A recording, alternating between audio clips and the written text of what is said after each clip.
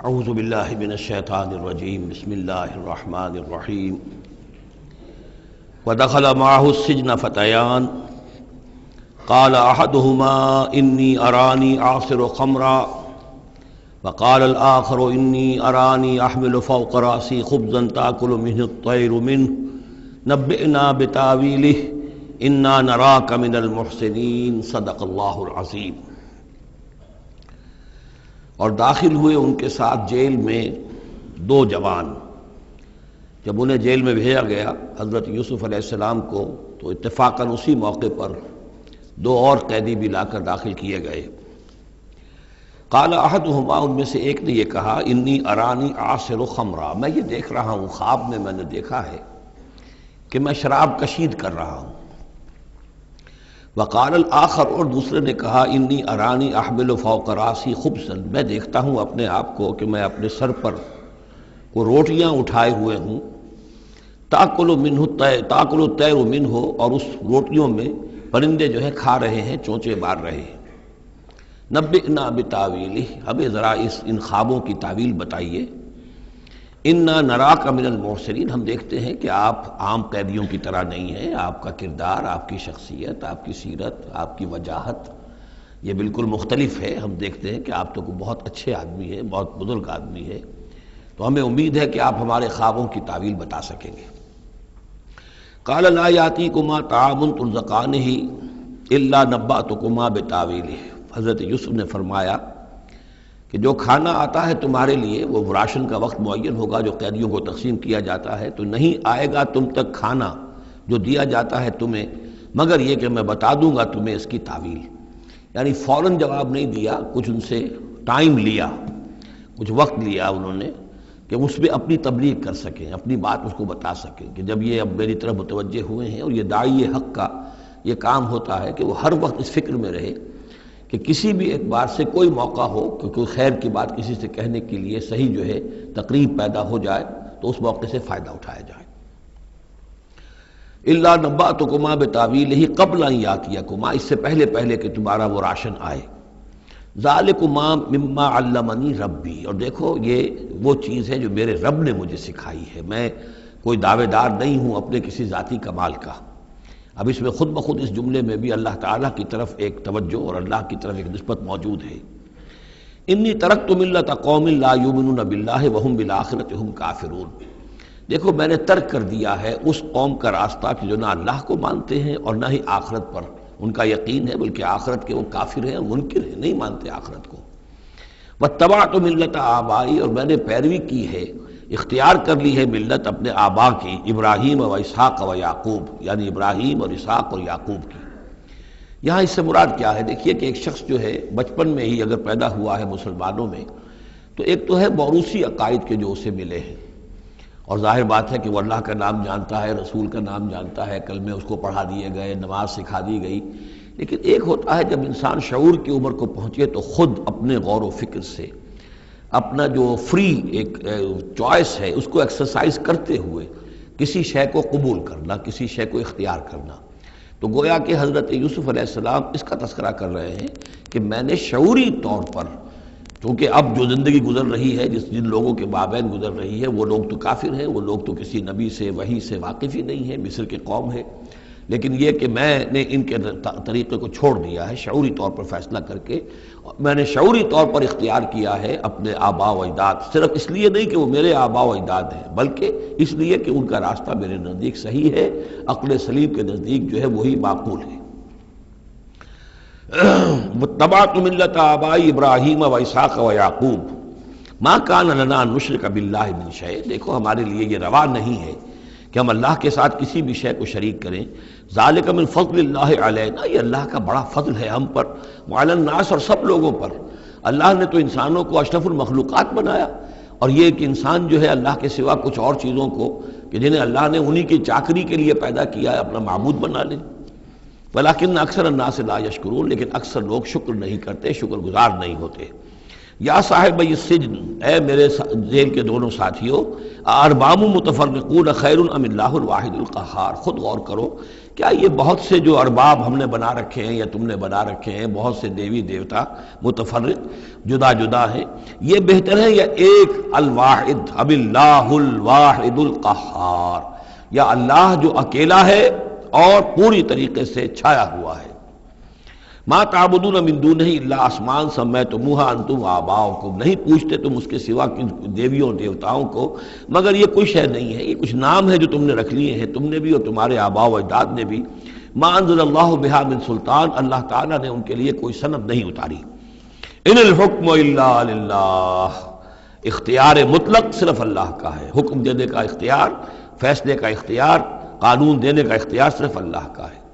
امر اللہ تعبدوا الا ایاہ، اور اس نے یہ حکم دیا ہے کہ اس کے سوا کسی اور کو مت پوجو، مت بندگی کرو۔ ذالک الدین القیم، یہی ہے دین سیدھا اور قائم اور دائم، ہمیشہ کا دین۔ ولکن اکثر الناس لا یعلمون، لیکن اکثر لوگ علم نہیں رکھتے۔ یا صاحب السجن، اے میرے زندان کے دو ساتھیوں، اما احدکما فیسقی ربہ خمرا، تم میں سے ایک جو ہے وہ تو اپنے آقا کو، یہاں رب کا لفظ آیا ہے بادشاہ کے لیے، اپنے آقا کو، بادشاہ کو شراب پلائے گا۔ یہ پہلے بھی ایک شخص تھا، ساقی تھا یہ بادشاہ کا، لیکن یہ کہ کوئی اس کے اوپر الزام لگا، اس الزام میں اس کو جیل بھیج دیا گیا، لیکن اس کے بعد یہ بری ہو گیا، ری انسٹیٹ ہو گیا اپنی پوزیشن پر، اور اس کی خبر دے دی حضرت یوسف علیہ السلام نے اس کے خواب کے حوالے سے کہ عاصر و خمرہ، میں دیکھ رہا ہوں کہ میں شراب کشید کر رہا ہوں۔ تو آپ نے اس کی تعویل یہ کی کہ تمہارے خواب کا مطلب یہ ہے کہ تم رہائی پا جاؤ گے، اور پھر تم اپنے بادشاہ کے پاس جا کر، آقا کے پاس وہی خدمت جو ہے ساقی گری کی تم کرو گے۔ وَأَمَّا الْآخَرُ، اور جو دوسرا ہے، فَيُسْلَبُ، اسے سولی دے دی جائے گی۔ فَتَأْكُلُ الطَّيْرُ مِنْ رَأْسِهِ، تو ظاہر بات ہے سولی جن کو چڑھا دیا جاتا تھا تو پرندے جو ہیں پھر ان کی جو وہ کھوپڑیاں ہیں اس میں آ کے چونچے مار کے، اور پھر جو دماغ کا گودا ہے اس کو وہ کھاتے تھے۔ تو فرمایا کہ وہ پھر تاکل الطیر من راسہ، جب وہ سولی پر چڑھا ہوا ہوگا تو پرندے آئیں گے اور اس کی کھوپڑی میں چونچے مار کے اس کے سر میں سے کھائیں گے، بھیجا کھائیں گے۔ قضی الامر الذی فیہ تستفتیان، فیصلہ کر دیا گیا اس معاملے کا جس کے بارے میں تم دونوں نے فتویٰ مانگا تھا، رائے پوچھی تھی۔ وقال للذی ظن انہ ناج، اور حضرت یوسف نے کہا اس شخص سے جس کے بارے میں ان کا گمان تھا کہ یہ نجات پا جائے گا، رہائی پائے گا، چلا جائے گا، منہما، ان دونوں میں سے، اذکر افنی عند ربک، کبھی میرا ذکر کرنا اپنے رب کے پاس، اپنے آقا، اپنے مالک، اپنے بادشاہ کے پاس میرا بھی ذکر کرنا کہ ایک شخص ہے بے گناہ ہے اور اس طریقے سے جیل میں اس کو ڈال دیا گیا ہے۔ فانساہ شیطان ذکر ربہ، تو شیطان نے بھلائے رکھا اس شخص کو اپنے بادشاہ کے پاس حضرت یوسف کے ذکر کرنے کو۔ فلبث فی السجن بضع سنین، تو حضرت یوسف رہے اس جیل کے اندر کوئی کئی برس تک۔ بضع کا لفظ عربی زبان میں 9 تک پر آتا ہے، 10 سے کم تر، تو 2 3 4 5 6 7 8 9 تک۔ وقال الملک کو، اب اس کے بعد ایک نیا چیپٹر آ رہا ہے اس داستان کا۔ بادشاہ نے کہا، قال الملک کو، اپنے دربار میں۔ اب یہاں یہ نوٹ کر لیجئے کہ اس وقت کا جو مصر کا یہ بادشاہ ہے یہ فرائضہ میں سے نہیں ہے۔ اس وقت مصر میں حکومت تھی جن کو تاریخ میں کہتے ہیں ہکسوس کنگز، چرواہے بادشاہ۔ ہوا یہ تھا کہ یہی جو عرب کا ڈیزرٹ تھا جس نقشے میں آپ نے دیکھا ہے، ہمیشہ تاریخ میں ایسا ہوتا رہا ہے کہ ڈیزرٹ میں کچھ قوت جو ہے، ہیومن پوٹینشل ڈیولپڈ ہوتا ہے، پھر وہ آ کر جو متمدن علاقے ہوتے ہیں ان پر حملہ کرتا ہے، اور پھر یا تو لوٹ مار کر کے واپس آ جاتے ہیں یا وہاں پر اپنی حکومتیں بھی قائم کر لیتے ہیں۔ تو اسی جزیرہ نمائے عرب سے کوئی قوم نکلی، کوئی قبیلہ نکلا، زوردار تھا، اس نے حملہ کیا مصر پر، اور مصر کے جو مقامی لوگ تھے وہاں کی قبطی قوم کی، اسے اپنا غلام بنا لیا اور خود اپنی حکومت قائم کر لی۔ تو چرواہے بادشاہ کہلاتے ہیں کہ یہ صحرا سے آئے تھے، چرواہے تھے، اور یہ آ کر یہاں بادشاہ بن گئے۔ گویا کہ یہ لوکل نہیں تھے، بادشاہ تھے، فرائضہ میں سے نہیں تھے، فرائضہ کے خاندان میں سے نہیں تھے، بلکہ خود عرب تھے۔ وہ بادشاہ جو ہے معلوم ہوتا ہے کہ تھا بھی نیک سرشت، بہت ہی بھلا انسان تھا، اگرچہ یہ کہ بہرحال جہاں تک تعلق ہے توحید کا یا رسالت کا یا نبوت کا یا آخرت کا یا شریعت کا یا کتاب کا، اس سے نابلد، لیکن ہوتے ہیں مختلف لوگ، مختلف مزاج، تو بھلا آدمی تھا۔ قال الملک کو، اس بادشاہ نے کہا، انی ارا 7 بقرات، میں اپنے خواب میں نے دیکھا ہے کہ 7 گائیں ہیں، سمان، خوب موٹی تازہ، یاکلہن 7 عجاف، انہیں ہڑپ کر رہی ہیں 7 گائیں جو دبلی ہیں، 7 گائیں دبلی ہیں اور وہ ہڑپ کر رہی ہے 7 موٹی تازہ گائیں کو۔ یاکلہن سبع عجاف وسبع سنبلات خضر، اور میں دیکھتا ہوں کہ 7 بالیاں بالیں ہیں ہری، سٹے ہیں ہرے اناج کے، وأخر یابسات، اور 7 ہیں کہ جو سوکھے ہیں۔ یا ایھا الملأ افتونی فی رؤیایا، اے میرے درباریوں، اے میرے سرداروں، ذرا مجھے میرے خواب کی تعبیر بتاؤ، ان کنتم للرؤیا تعبرون، اگر تم واقعتاً خوابوں کی تعبیر کا فن جانتے ہو، اس سے واقف ہو۔ قالوا اضغاث احلام، انہوں نے کہا نہیں یہ تو پریشان خیالی ہے، یہ خواب جو ہے کوئی خاص معنوی خواب نہیں ہے، ایسے ہی ہے جیسے کہ پریشان خیالات ہوتے ہیں۔ جیسا کہ اب آپ کو معلوم ہے فرائڈ کا نظریہ ہے کہ یہ صرف جو انسان کے جو سیکشول ڈیزائرز ہیں یا اور کوئی ایمبیشنز ہیں نفسیاتی یا نفسانی، وہ دبی ہوئی ہوتی ہیں، تو پھر یہ کہ انسان خواب کے اندر ان کی تسکین جو ہے وہ کر لیتا ہے کسی طریقے سے، تو وہ اس کے اپنے خیالات ہوتے ہیں، پریشان خیالات۔ اگرچہ اسلام میں خواب 3 قسم کے ہیں، ایک خواب ہے کہ جو اللہ کی طرف سے ہوتا ہے، جس کو ہم کہتے ہیں سچا خواب، رؤیا صادقہ، وہ نبوت کے اجزاء میں سے ہے، اور ایک خواب شیطانی ہوتا ہے جو شیطان کی طرف سے ہوتا ہے، شیطان جو جنات ہیں وہ اس میں الہام کرتے ہیں، اور تیسرا اسی نوعیت کا ہوتا ہے جس کو یہاں کہا گیا ہے۔ تو فرائڈ ظاہر بات ہے کہ ان چیزوں سے واقف ہے، وہ جہاں تک کہ وہ رؤیا صادقہ ہے اس سے واقف نہیں ہے۔ قالوا اضغاث احلام وما نحن بتاویل الاحلام بعالمین، ایسے خوابوں کی تعبیر ہمیں نہیں آتی ہے، وہ باقاعدہ کوئی خواب ہو تو اس کی تعبیر ہم بتائیں۔ وقال الذی نجا منہما، اب اس شخص نے، وہ جو وہاں پر پھر ساقی گری کر رہا تھا، اسے اچانک حضرت یوسف یاد آ گئے۔ وقال الذی نجا منہما، اور کہا اس شخص نے جو ان دونوں قیدیوں میں سے نجات پا گیا تھا، بری ہو گیا تھا، رہا ہو گیا تھا، وذکر بعد امۃ، اور اس طویل عرصے کے بعد اسے اچانک یاد آ گیا، انا انبئکم بتاویلہ فارسلون، میں بتا دوں گا اس خواب کی تعویل آپ لوگوں کو، ذرا مجھے جانے دو، مجھے اجازت دیجئے کہ میں جاؤں اور جیل میں جا کر وہاں ایک شخص ہے اس سے مل کر اس خواب کی تعبیر معلوم کر لوں۔ یوسف ایھا الصدیق، اب وہ پہنچ گیا حضرت یوسف کی خدمت میں، یوسف اے صدیق، اے سچے، افتنا فی 7 بقرات سمان یاکلہن 7 عجاف، ذرا ہمیں بتائیے، تعویل بتائیے، حکم بتائیے اس کا کہ 7 گائیں ہیں بڑی دبلی اور وہ کھا گئیں، ہڑپ کر رہی ہیں، 7 ان کو کہ جو موٹی ہیں، وسبع سنبلات، اور 7 بالی ہیں جو ہری ہیں، خضر واخر یابسات، اور 7 جو ہیں وہ بہت خشک ہیں، سوکھی ہیں، لعلی ارجع الی الناس، تاکہ میں لوگوں تک واپس جاؤں، لعلہم یعلمون، تاکہ انہیں معلوم ہو جائے کہ یہ خواب جو بادشاہ کا ہے اس کی تعبیر کیا ہے۔ قال تزرعون 7 سنین دأبا، حضرت موسیٰ نے اس خواب کی تعبیر بتائی کہ تم 7 سال تک خوب زراعت کرو گے، ڈٹ کر، دب کر۔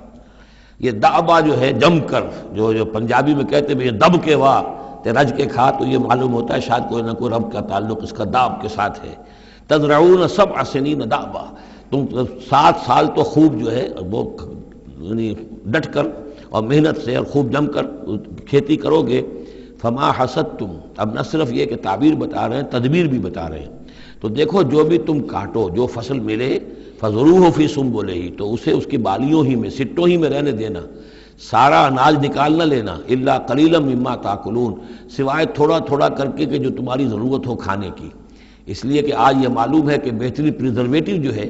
یہ سٹوں میں اگر نہ چھوڑ دیا جائے، ان کو اگر نہ نکالا جائے تو پھر ان کے لیے کسی اور ایڈیشنل پریزرویٹو کی ضرورت نہیں ہے، یہ محفوظ رہتے ہیں، ان کو جو ہے وہ انسیکٹس وغیرہ ختم نہیں کر سکتے۔ تو وہ تدبیر بھی بتا دی کہ اس کو ابھی سارے کے سارے کے اناج کو گاہ نہ لینا، بلکہ یہ کہ انہی بالیوں کے اندر، انہی سٹوں کے اندر ان کو رہنے دینا، الا قلیلا مما تاکلون، جو بھی تم کھاتے جاؤ اس میں سے جو ضرورت کے مطابق۔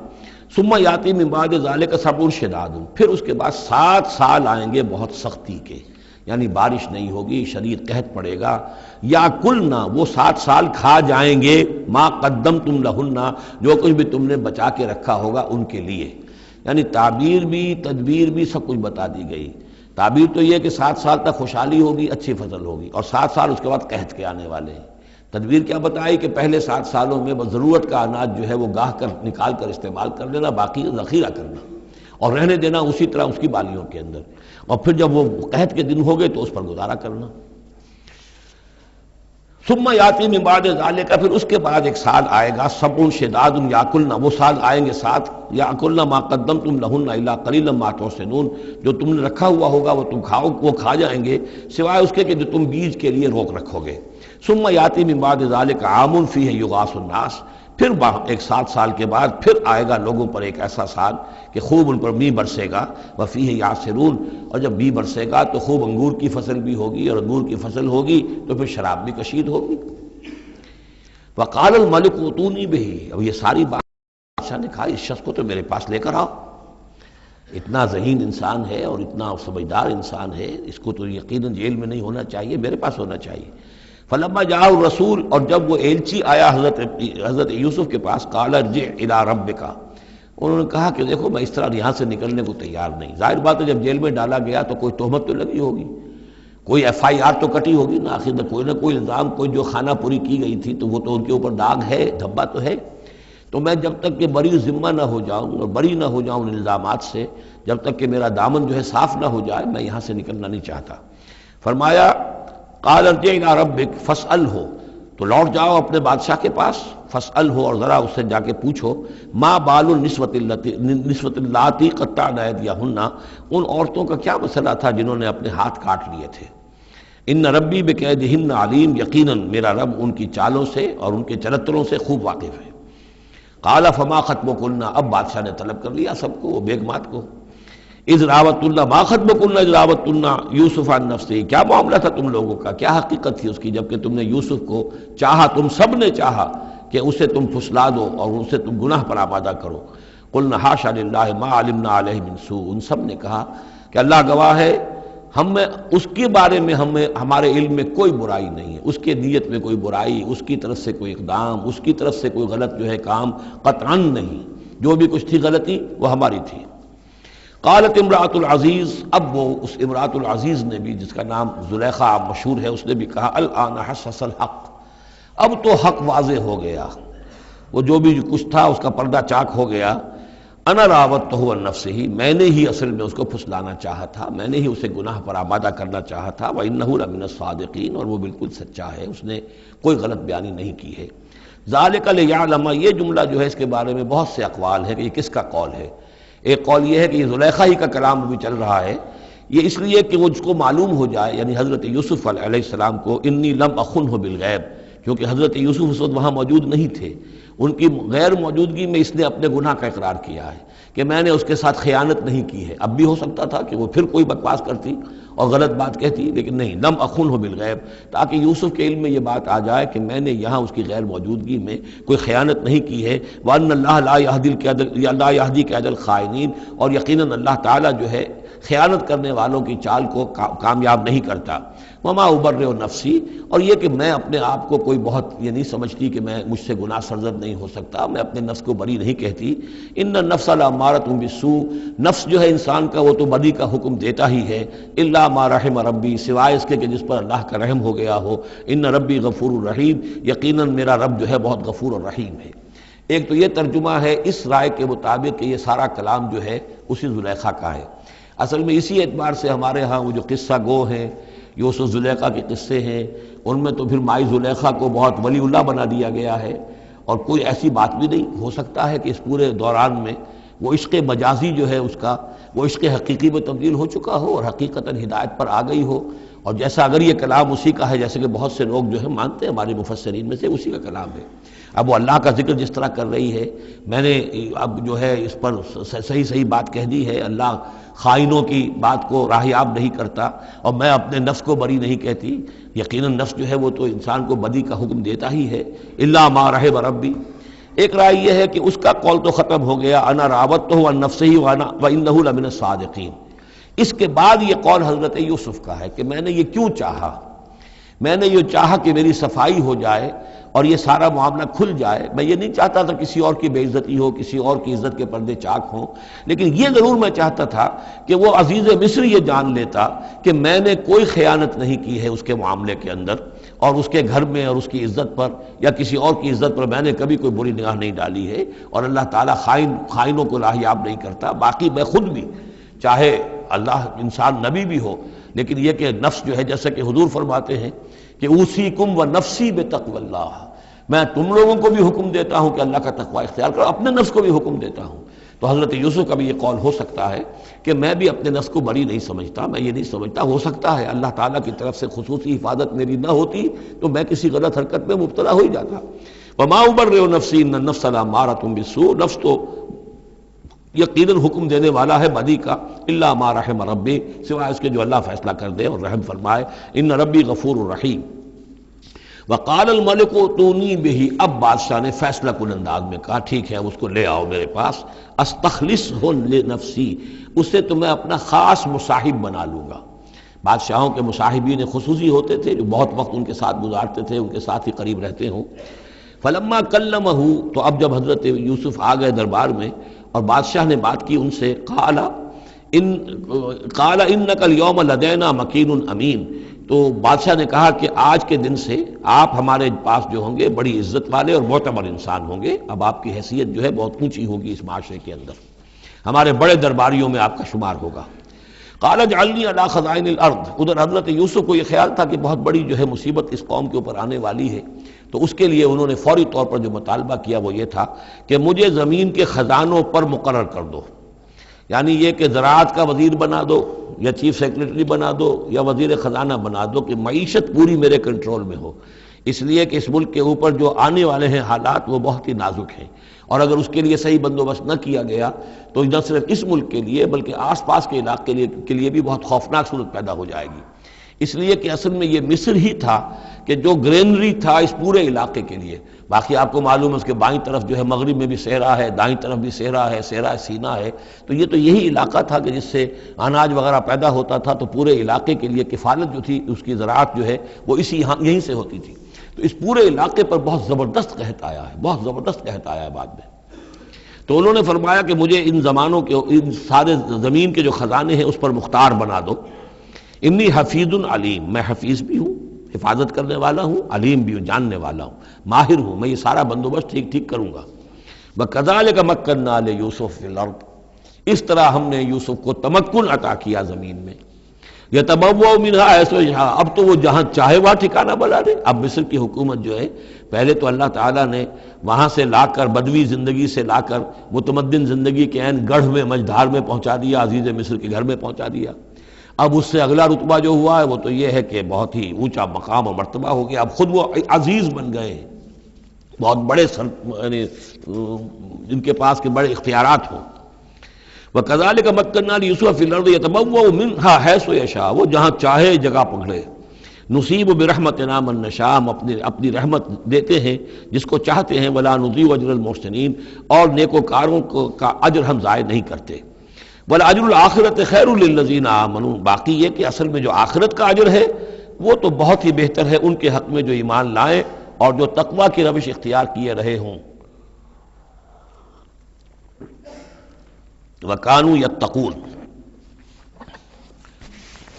وجاء اخوۃ یوسف، اب پھر دیکھیے کئی سال کی بات ہے، اب 7 سال گزر گئے جس میں کہ اچھی فصل ہوئی، حضرت یوسف نے بندوبست کیا، سٹوریج کیا، بہت بڑا جو ہے انہوں نے سٹور کر لیا گندم کا یا جو بھی اس وقت کا اناج تھا۔ اب وہ دوسرے 7 سال شروع ہو چکے ہیں، قحط پڑا ہوا ہے، اب دور دراز سے لوگ آتے ہیں مصر میں غلہ لینے کے لیے، یہاں راشن مقرر کر دیا گیا ہے، ہر خاندان کو ایک اونٹ کے اوپر جتنا سامان آ سکتا ہے، جتنا آ سکتا ہے ایک بورا جو اونٹ کی پیٹھ پر لگ سکتا ہو، 1 سال کے لیے وہ راشن ہے اس کا۔ تو لوگ آتے تھے باہر سے بھی، جو بھی قیمت دے سکتے تھے، جو کچھ ان کے پاس ہوتا تھا وہ دیتے تھے اور یہاں سے وہ راشن لے کر جاتے تھے، یہ نظام جو ہے وہاں چل پڑا ہے۔ اب گویا کہ یوں سمجھیے کہ لگ بھگ 10 سال کا فصل ہے ان دونوں رکوعوں کے مضمون کے درمیان۔ وجاء اخوۃ یوسف، اب یہ مشرقی کی طرف سے اب یہ یوسف، حضرت یوسف کے جو بھائی ہیں وہ بھی آئے ہیں،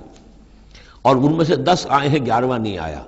11واں جو چھوٹا تھا، اب حضرت یوسف کا جو حقیقی بھائی تھا اسے حضرت یعقوب اپنے سینے سے لگائے ہوئے ہیں، اور اس کے مارے میں قطن کسی طرح کا بھی وہ رسک لینے کو تیار نہیں ہے، کہیں جانے نہیں دیتے، ہر وقت اسے اپنے پاس رکھا ہوا ہے۔ وجاء اخوۃ یوسف فدخلوا علیہ، آئے بھائی حضرت یوسف کے اور داخل ہوئے ان کے ہاں، پیش ہوئے۔ فعرفہم، اس نے تو پہچان لیا ان کو، وہم لہ منکرون، لیکن وہ اسے نہیں پہچان پائے۔ کیا اندازہ ہو سکتا تھا کہ یوسف ہے، عزیز مصر بنا بیٹھا ہے یہاں، جس کے دربار میں ہماری اب یہاں پیشی ہو رہی ہے۔ ولما جہزہم بجہازہم، پھر جب ان کا سامان ان کے حوالے انہوں نے کر دیا، تیار کر دیا ان کا اسباب، قال ائتونی باخ لکم، انہوں نے یہ کہہ کر کہ ایک اور بھائی بھی ہمارا ہے، اس کا بھی خاندان ہے، اس کی فیملی ہے، اس کے لیے بھی آپ ہمیں ایک اونٹ جو راشن کا ہے وہ اتنا جو ہے ایک اونٹ کا بورا وہ ہمیں دیجئے۔ ان کا لائے کیوں نہیں ساتھ؟ تم تو 10 آئے ہو، وہ 11واں کہاں ہے؟ اچھا اگر ہے تمہارا 11واں بھائی، ایک علیحدہ فیملی ہے، تو ایک اور اونٹ، ایک اور راشن جو ہے ایک اور فیملی کا میں تمہیں دے دیتا ہوں، لیکن اب جب آؤ تو اس کو ساتھ لے کے آنا۔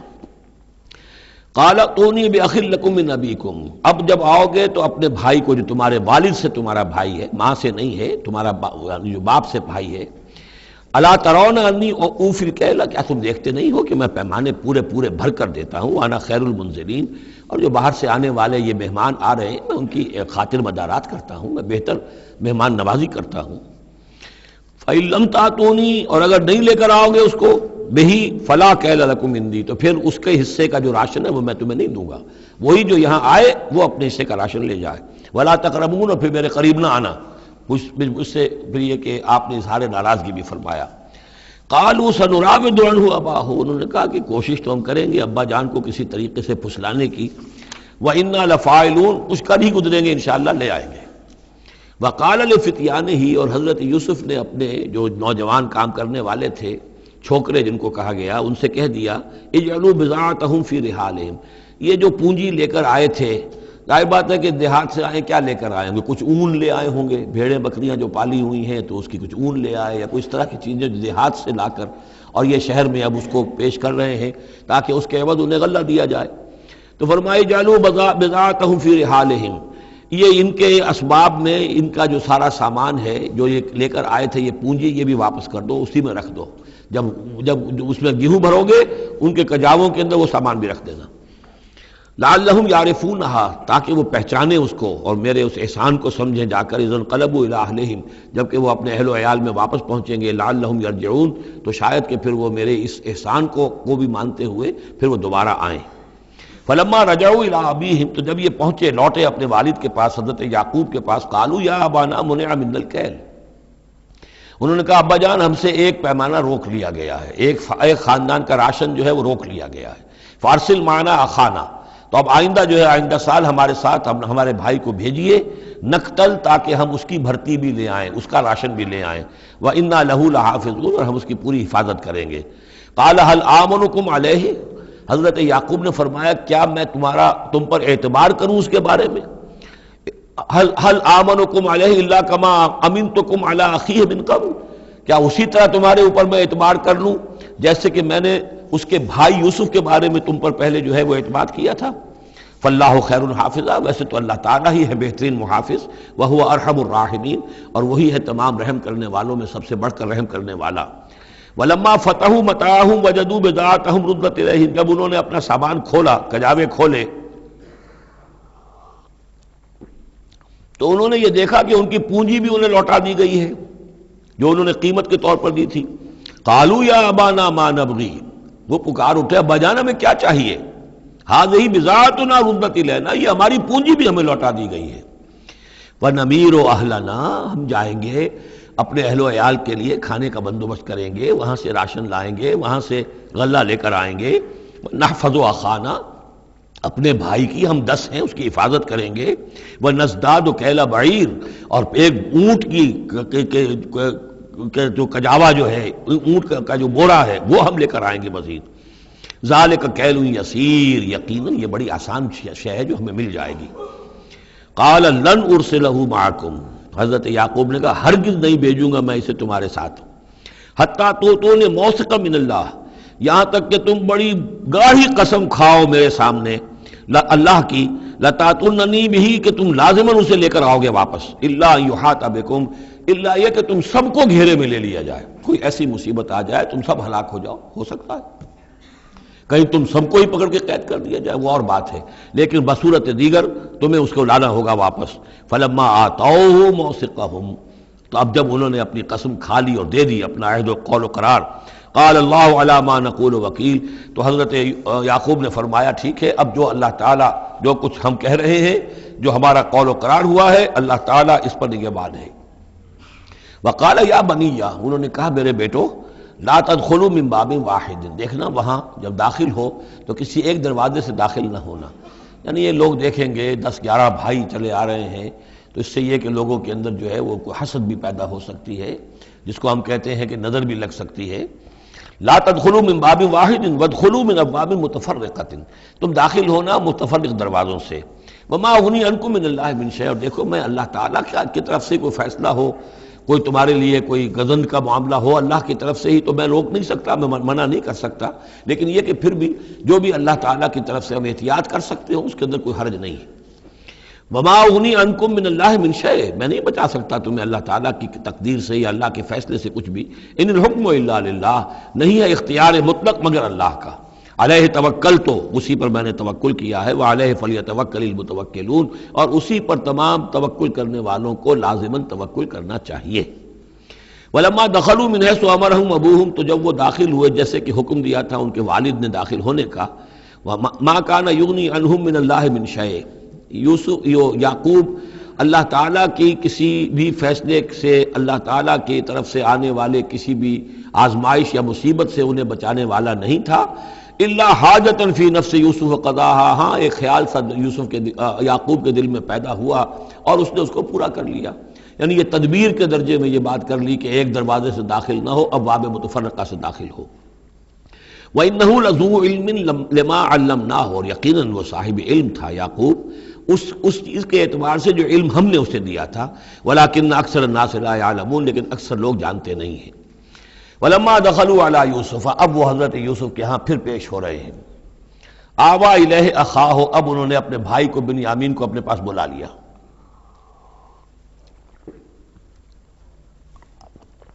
قَالَ إِنِّي أَنَا أَخُوكَ، اور خفیہ طور پر اس کو بتا بھی دیا، اپنی آئیڈینٹی ریویل کر دی،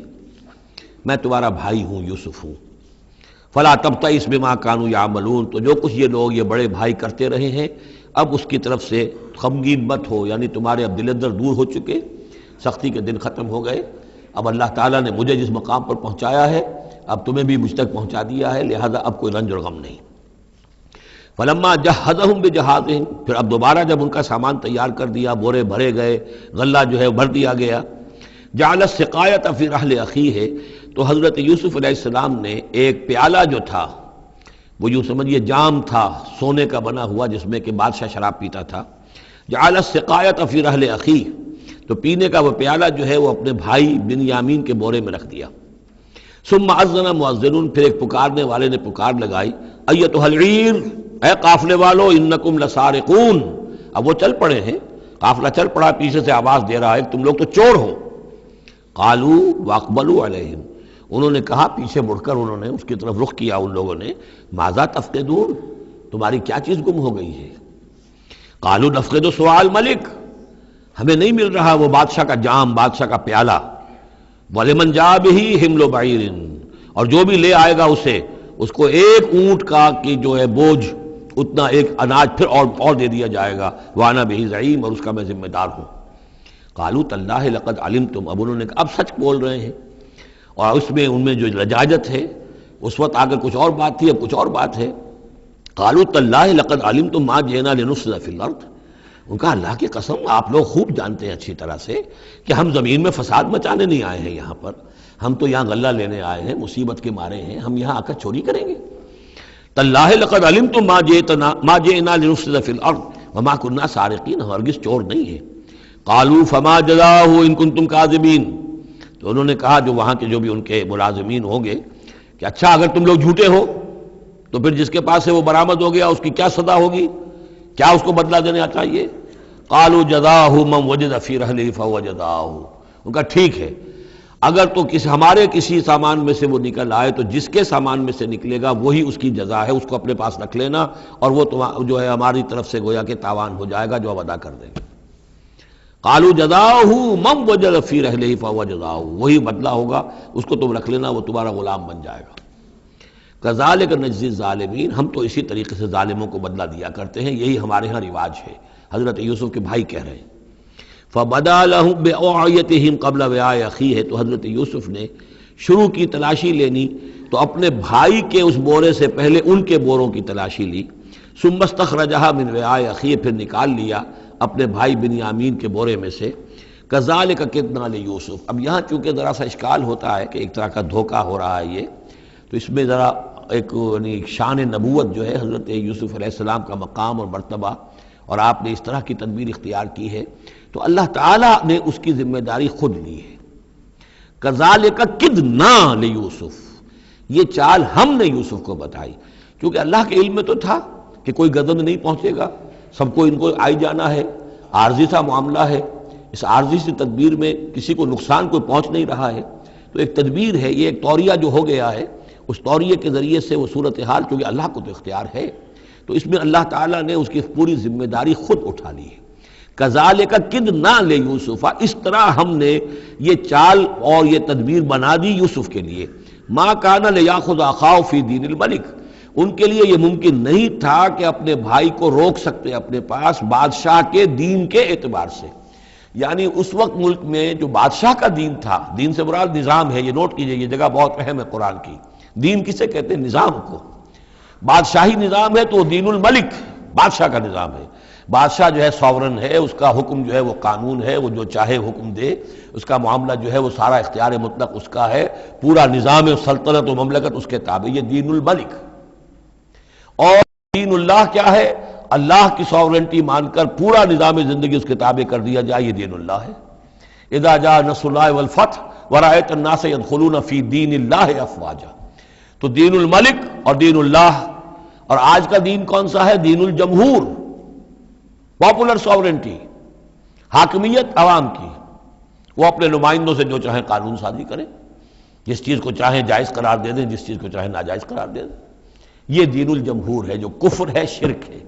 دین اللہ ہے اسلام، کہ اللہ کی ساورنٹی، حاکمیت اس کی، مسلمانوں کی خلافت، قانون جو ہے اللہ کا۔ البتہ جہاں اللہ کی طرف سے کوئی واضح حکم نہیں ہے، وہاں مسلمان باہمی مشورے سے مباحات میں سے کسی شے کو اختیار کرنے میں چاہے میجورٹی ووٹ کے ذریعے سے فیصلہ کر لے، کوئی حرج نہیں، یہ دین اللہ ہوگا۔ تو ظاہر بات ہے کہ مصر میں سب نظام تھا، بادشاہ کا نظام تھا، اس کا قانون تھا، اور حضرت یوسف جو بادشاہ نہیں تھے، اس قانون کو وہ بدل نہیں سکتے تھے۔ وہ جو بھی اختیار تھا ان کا اپنے خاص شعبے سے متعلق تھا، وہ زراعت کا شعبہ تھا یا خوراک کا شعبہ تھا، اس میں تو مختار مطلق تھے، لیکن یہ کہ وہاں کا قانون اور دستور جو تھا اس میں دخل اندازی نہیں کر سکتے تھے، یہ باہر کے لوگوں کو وہاں روکنا ان کے لیے ممکن نہیں تھا۔ کذالک کدنا لیوسف ما کان لیاخذ اخاہ فی دین الملک، ان کے لیے ممکن نہیں تھا کہ اپنے بھائی کو بادشاہ کے قانون اور نظام کے تحت اپنے پاس روک سکتے،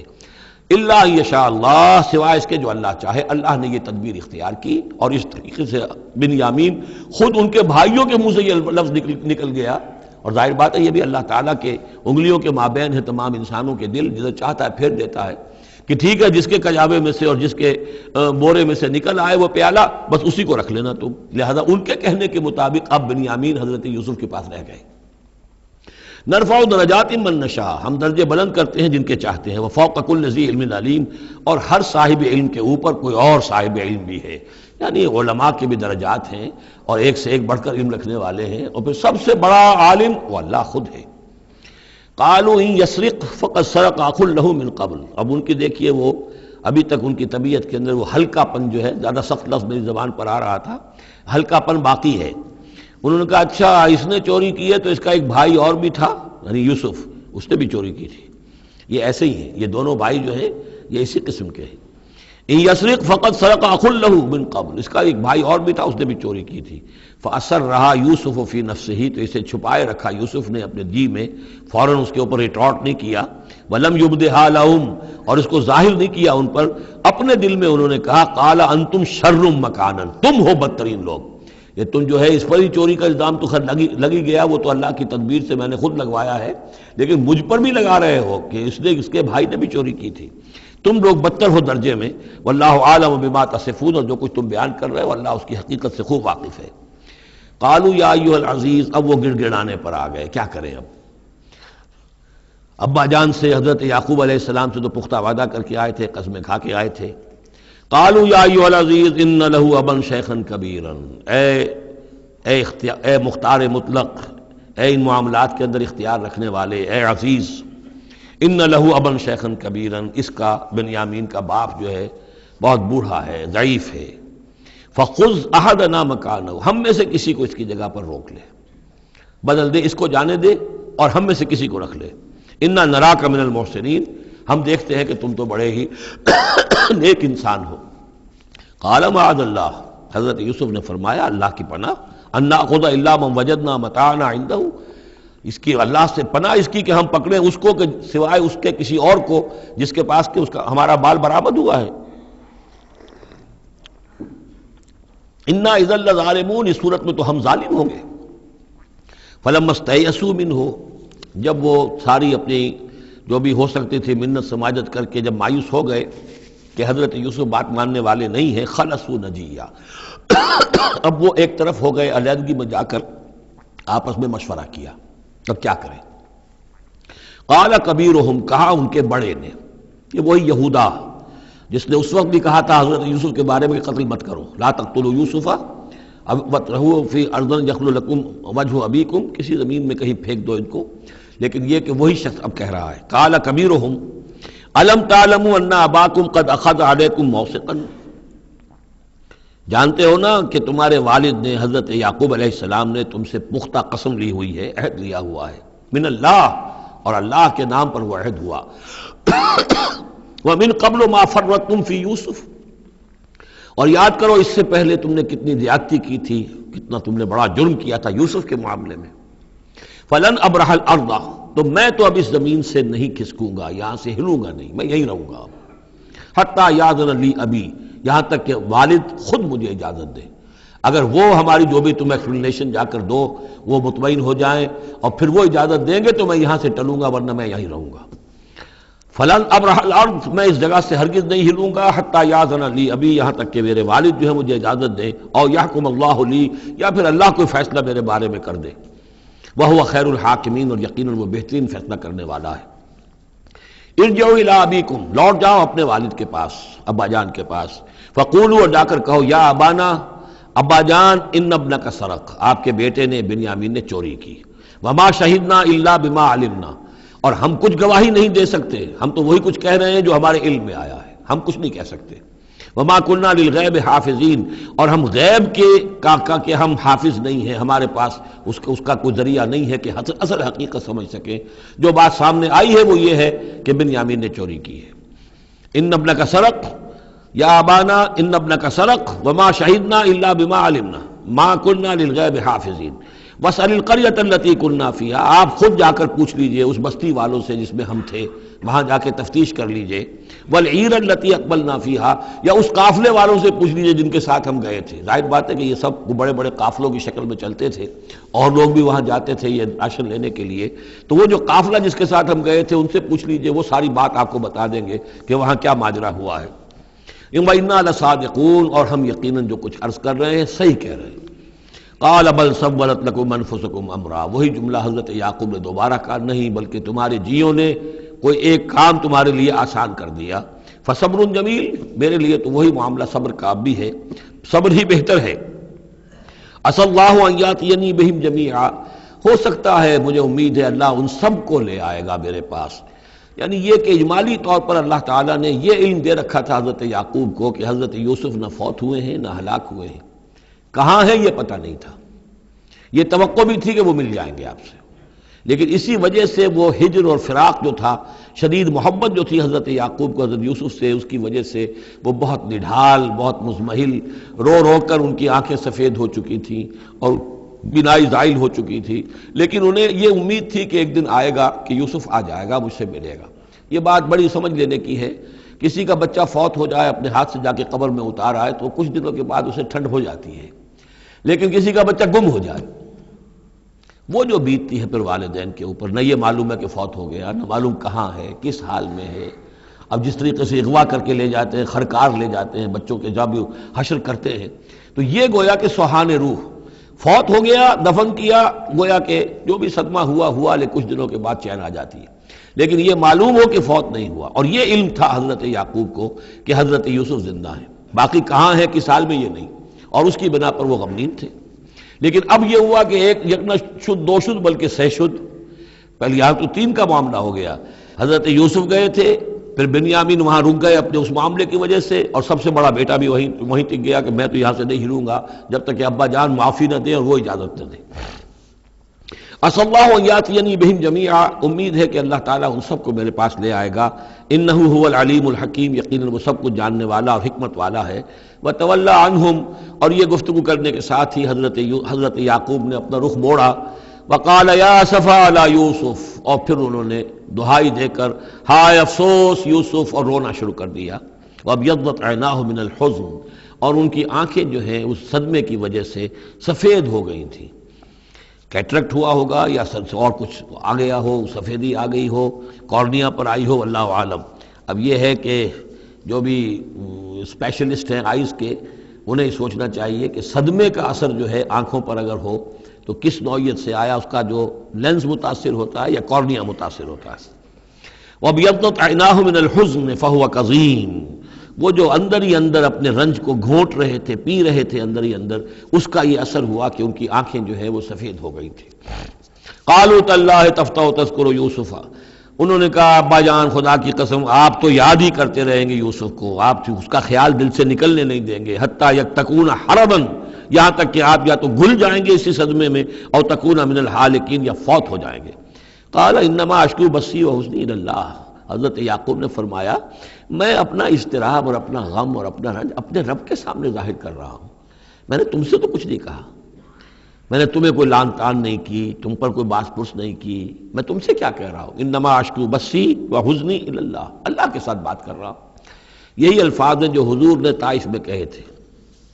اللہم الیک اشکو ضعف قوتی وقلت حیلتی وہوانی علی الناس، اے اللہ تیری ہی جناب میں فریاد لے کر آیا ہوں، شکوہ لے کر آیا ہوں، شکایت لے کر آیا ہوں اپنے مسائل کی کمی کا، اپنی قوت کی کمی کا،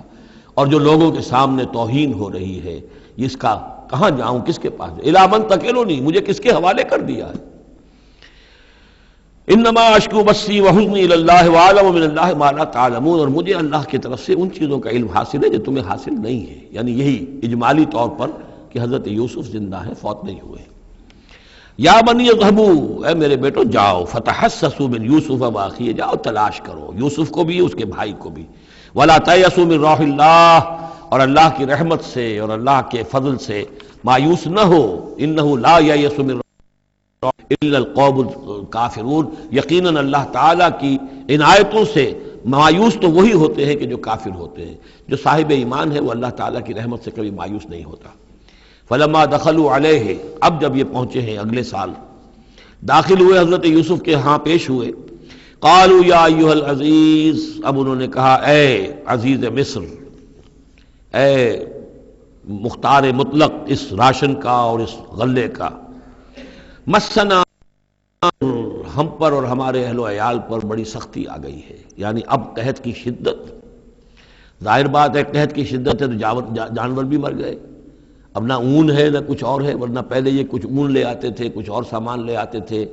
جا کر کچھ تو بدل دیں، کچھ تو قیمت دیں، وہاں سے غلہ لینا ہے. تو اب تو ہمارے پاس کچھ بھی نہیں ہے، ہم تو خالی ہاتھ حاضر ہو گئے.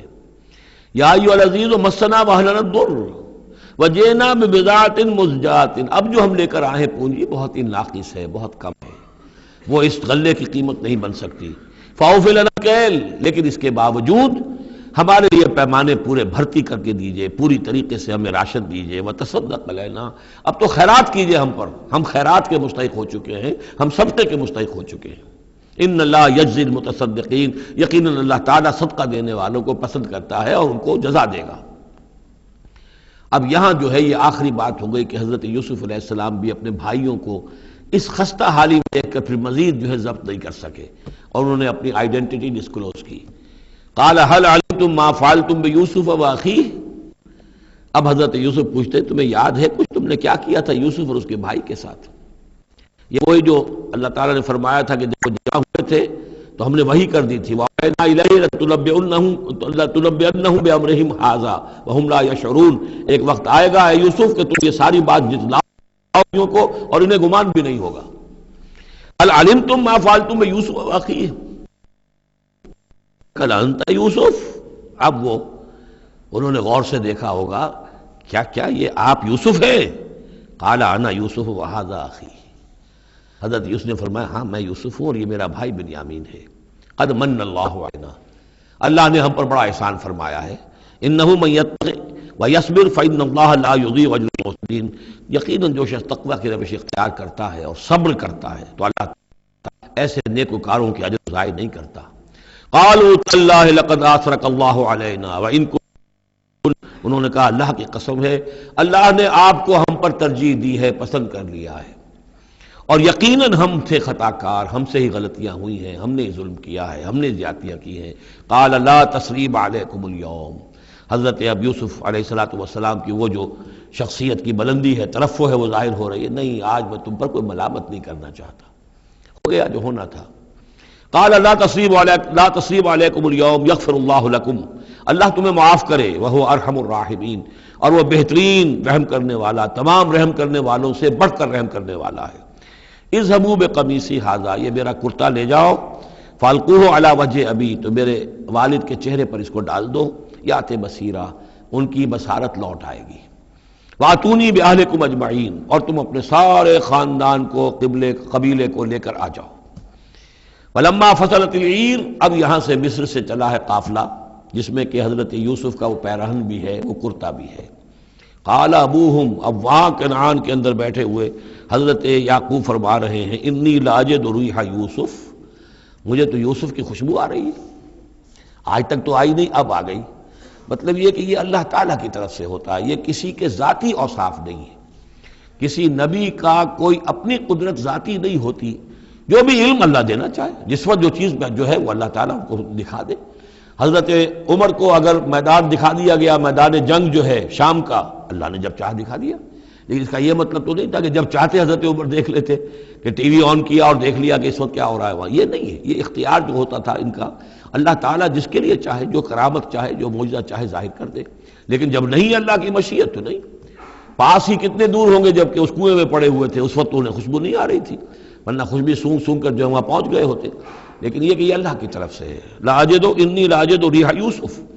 لولا ان تفندون، مجھے اندیشہ ہے تم مجھے یہ نہ کہو کہ اب تو یہ بالکل سٹھیا گئے، یعنی اب یہ یوسف کی خوشبو آ رہی ہے ان کو۔ قالوا تاللہ انک لفی ضلالک القدیم، انہوں نے یہی کہا گھر والوں نے، خدا کی قسم آپ اپنے اسی پرانے خیال میں ہیں، پرانے وہم میں ہیں، آپ سمجھتے ہیں کہ یوسف زندہ ہے، حالانکہ نہ معلوم وہ کہاں کا ہلاک ہو چکا، ختم ہو چکا۔ فلما ان جاء البشیر، تو جب وہ بشارت دینے والا آیا، القاہ علی وجہہ، اور حضرت یوسف کا کرتا اس نے ڈالا حضرت یعقوب کے چہرے پر، فردتنا بصیرا، تو وہ لوٹ آئے دیکھتے ہوئے، یعنی ان کی نگاہ جو ہے وہ عود کر آئی، بصارت لوٹ آئی۔ قال الم اقل لکم انی اعلم من اللہ ما لا تعلمون، انہوں نے فرمایا کیا میں نے تم سے نہیں کہا تھا، مجھے اللہ کی طرف سے ان چیزوں کا علم حاصل ہے جو تم نہیں جانتے۔ قالوا یا ابانا استغفر لنا ذنوبنا انا كنا خاطئین، ان کا ابا جان ہمارے لیے استغفار کیجئے، اللہ تعالیٰ سے ہمارے گناہوں کی معافی کی درخواست کیجئے، یقیناً ہم خطا کار تھے، ہم سے غلطیاں ہوئی ہیں۔ قال سوف استغفر لکم ربی، اب یہاں دیکھیے صوفہ کا لفظ بہت اہم ہے، ذرا ٹھہر کر میں استغفار کروں گا، ابھی غصہ ختم نہیں ہو رہا ہے حضرت یعقوب علیہ السلام کا، یعنی یہ کہ ابھی وہاں پیشی ہو جائے گی، اس کے بعد سارا معاملات کی صفائی ہوگی، ابھی فوری طور پر استغفار نہیں کر رہے ہیں۔ سوف استغفر لکم ربی، ٹھیک ہے کچھ وقت کے بعد میں تمہارے لیے استغفار کروں گا، انہ هو الغفور الرحیم، یقیناً وہ غفور ہے اور رحیم ہے۔ فلما دخلوا علی یوسف، اب جب یہ سب کے سب آ گئے وہاں سے، پورا قافلہ آ گیا، تمام بنی اسرائیل، اب 12 گھرانے تھے یہ، ان کی اولادیں تھیں، ان کے بچے تھے، بیویاں تھیں، وہ سب آ گئے۔ لما دخلوا علی یوسف آوا الیہ ابویہ، تو اب انہوں نے اپنا جو بھی تخت، جو بھی جگہ اونچی ہوگی بیٹھنے کی، اپنے والدین کو، اپنی والدہ کو بھی اور حضرت یعقوب کو بھی وہاں بلا لیا۔ وقال ادخلوا مصر ان شاء اللہ آمنین، اور کہا کہ اب آپ لوگ مصر میں داخل ہوں، اللہ چاہے تو پورے امن کے ساتھ، یہاں آپ کے لیے امن ہے، سکون ہے، راحت ہے۔ ورفع ابویہ علی العرش، اور اپنے والدین کو انہوں نے اپنے تخت کے اوپر اٹھا لیا، اوپر بٹھا لیا۔ وخروا لہ سجدا، اور وہ سب کے سب ان کے سامنے سجدے میں گر گئے۔ یہ سجدہ تعظیمی کہلاتا ہے، جو کہ پہلی شریعتوں میں جائز تھا۔ شریعت محمدی علیہ صاحب الصلاۃ والسلام میں جہاں دین کی تکمیل ہو گئی ہے، تو واقعہ یہ ہے کہ پھر توحید کا معاملہ بھی جو ہے وہ آخری درجے میں تکمیل کو پہنچا دیا گیا، یہ سجدہ تعظیمی اب حرام مطلق ہے، لیکن اس سے پہلے یہ جائز تھا۔ ہمارے ہاں بعض لوگ جو ہیں وہ قبروں کو یا اور ہم اپنے پیروں کو، بزرگوں کو کہتے ہیں کہ سجدہ کرتے ہیں یا جھکتے ہیں، تو دلیل پکڑتے ہیں ان چیزوں سے کہ یہ سجدہ دیکھو حضرت ابراہیم سے ثابت ہے، فلاں سے ثابت ہے، اور یہ جو حضرت یوسف کو سجدہ کیا گیا ہے، لیکن یہ سجدہ سمجھ لیجئے سجدہ تعظیمی جائز تھا، اس میں کوئی شک نہیں، لیکن اب یہ حرام مطلق ہے۔ وقال یا ابت ھذا تعویل رؤیایا من قبل، اب کہا حضرت یوسف نے ابا جان دیکھیے یہ ہے تعویل میرے اس خواب کی جو میں نے بچپن میں دیکھا تھا، 11 ستارے اور سورج اور چاند میرے سامنے سجدے میں ہیں، تو گویا کہ 11 بھائی اب سجدے میں ہیں اور والدین سورج اور چاند کے حکم میں ہیں۔ قد جعلها ربی حقا، میرے رب نے اس خواب کو سچا کر دکھایا۔ وقد احسن بی اذ اخرجنی من السجن، اور اس نے کتنا ہی میرے ساتھ اچھا سلوک کیا، انعام فرمایا مجھ پر جبکہ مجھے قید خانے سے نکلوایا۔ والبدو، اور آپ سب لوگوں کو لے آیا ہے یہاں بادیہ نشینی کی سخت زندگی سے نکال کر یہاں حضارت اور تمدن اور وقت کی عظیم ترین جو متمدن ملک ہے اس کے اندر آپ کو پہنچا دیا۔ من بعد ان نزغ الشیطان بینی و بین اخوتی، اس کے بعد کہ شیطان نے میرے اور میرے بھائیوں کے درمیان دشمنی ڈال دی تھی۔ ان ربی لطیف لما یشاء، یقیناً میرا رب تدبیر کرتا ہے بہت خفیہ طور پر جس چیز کو چاہتا ہے، لوگوں کو سمجھ میں نہیں آتا، لیکن اللہ تعالیٰ کی تدبیر جو ہے وہ بالآخر کامیاب ہوتی ہے۔ انہ هو العلیم الحکیم، یقیناً وہی ہے ہر شے کا علم رکھنے والا۔ رب قد آتیتنی من الملک، اب دعا کر رہے ہیں اللہ تعالیٰ کی طرف رجوع کر کے، پروردگار تو نے مجھے حکومت بھی عطا کی، وعلمتنی من تعویل الاحادیث، اور مجھے چیزوں کی تہ تک پہنچنا، باتوں کی تہ تک پہنچنا یا خاص کا جاننا، یہ علم سکھایا۔ فاطر السماوات والارض، اے وہ ہستی جس نے آسمان اور زمین کو پیدا کیا ہے، انت ولی فی الدنیا والآخرہ، تو ہی میرا پشتپناہ ہے، مددگار ہے، کارساز ہے، دنیا میں بھی آخرت میں بھی۔ توفنی مسلمن، مجھے وفات دیجو اسی حالت اسلام میں، فرما برداری ہی کی حالت میں، والحقنی بالصالحین، اور مجھے شامل کر دیجو اپنے صالح بندوں میں۔ ذالک من انباء الغیب نوحیہ الیک، یہ ہیں غیب کی خبروں میں سے جو ہم وحی کر رہے ہیں اے نبی، اے محمد آپ کی جانب۔ وما کنت لدیہم اذ اجمعوا امرہم وما ہم یمکرون، اور آپ تو ان کے پاس موجود نہیں تھے جب انہوں نے فیصلہ کیا تھا، اتفاق رائے کیا تھا حضرت یوسف کے بارے میں، اور جب کہ وہ چال چل رہے تھے، پلاننگ کر رہے تھے۔ وما اکثر الناس ولو حرصت بمؤمنین، اور یہ بھی سن لیجئے آپ کتنا ہی چاہیں لیکن اکثر لوگ ایمان لانے والے نہیں ہیں۔ آپ سے سوال کیا گیا، اس کا جواب انہیں دے دیا گیا، اتنا عمدہ، اتنا خوبصورت، ہر چیز جو ہے کھول کھول کر بتا دی گئی، لیکن یہ لوگ ایمان لانے والے نہیں ہیں۔ وما اکثر الناس ولو حرصت بمؤمنین وما تصلهم علیہ من اجر، اور نبی آپ تو ان سے کوئی اجر نہیں مانگ رہے، ان هو الا ذکر للعالمین، نہیں ہے یہ مگر تمام جہان والوں کے لیے یاد دہانی ہے اور نصیحت۔ وَكَأَيٍّ مِّنْ آیَةٍ فِي السَّمَاوَاتِ وَالْأَرْضِ يَمُرُّونَ عَلَيْهَا، اور کتنی ہی اور آیتیں ہیں، نشانیاں ہیں آسمانوں اور زمین میں جن میں کہ یہ گزرتے رہتے ہیں، دیکھتے رہتے ہیں، وَهُمْ عَنْهَا مُعْرِضُونَ، لیکن اعراض ہی کرتے رہتے ہیں، ان پر توجہ نہیں کرتے، غور نہیں کرتے۔ وَمَا يُؤْمِنُ أَكْثَرُهُم بِاللَّهِ إِلَّا وَهُمْ مُشْرِكُونَ، یہ بھی نوٹ کر لیجئے، اور جو لوگ اللہ کے ماننے والے ہیں وہ بھی اکثر وہ ہیں جو اس کے ساتھ شرک بھی کرتے ہیں۔ یہ میرے آپ کے لیے بہت زیادہ، بہت قابل توجہ آیت ہے۔ وما یؤمن اکثرهم باللہ، ان میں کی اکثریت اللہ پر ایمان نہیں رکھتی، الا وهم مشرکون، مگر کسی نہ کسی نوع کا شرک بھی کرتی ہے۔ یہ اصل میں اس دور میں پھر بڑی ضرورت ہے، پھر توجہ دلا رہا ہوں، شرک کی حقیقت کیا ہے، اس کی قسمیں کیا ہیں، اس کی صورتیں کیا ہیں۔ زمانہ ماضی میں شرک جو ہے کس کس شکل میں تھا، ماضی قریب میں اور اس کی کون سی شکلیں بھی ایجاد ہوئیں، آج کے دور میں سب سے بڑا شرک کون سا ہے، کون کون سے بڑے شرک ہیں جن میں ہم ملوث ہیں۔ تو یہ مضمون جو ہے قرآن مجید میں آپ دیکھ رہے ہیں کہ شرک یعنی بدترین گناہ، وہ کہ جس کے جرم کے بارے میں اللہ نے فرما دیا 2 مرتبہ سورہ نساء میں کہ اس کی معافی کا کوئی امکان نہیں۔ توبہ ہے، ہاں توبہ کر لو معافی ہو جائے گی، باقی اس سے کم تر ہر گناہ کے بارے میں امید کم سے کم دلا دی ہے کہ اللہ تمہاری بغیر توبہ کے بھی چاہے گا تو معاف کر دے گا، لیکن یہ معاف نہیں ہوگا۔ ان اللہ لا یغفر ان یشرک بہ ویغفر ما دون ذلک لمن یشاء۔ اس اعتبار سے پھر میں آپ کو یاد دلا رہا ہوں کہ اس موضوع پر میرے جو 6 گھنٹے کے کیسٹس ہیں، 6 گھنٹے کی تقریریں ہیں، شرک فی الذات کیا ہے، شرک فی الصفات کیا ہے، شرک فی الحقوق کیا ہے، عہد حاضر کا شرک کیا ہے، نظریاتی شرک کیا ہے، سائنس میں یہ شرک کس طور سے آیا ہے، اور یہ جو قوم پرستانہ نظریہ ہے اس میں یہ شرک کس طرح آیا ہے، مادہ پرستی میں یہ شرک کیسے آیا ہے، نفس پرستی کس اعتبار سے شرک ہے، یہ دولت پرستی کس پہلو سے شرک ہے۔ تو ان چیزوں کو ابھی ضرورت ہے کہ آپ سمجھیں۔ وما یؤمن اکثرهم باللہ الا وهم مشرکون اللہم ربنا لا تجعلنا منهم اللہم اجعلنا من عبادک الموحدین۔ اللہ تعالی ہمیں اپنے موحد بندوں میں سے بنائے۔ بارک اللہ لی ولکم فی القرآن العظیم ونفعنی وإیاکم بالآیات والذکر الحکیم۔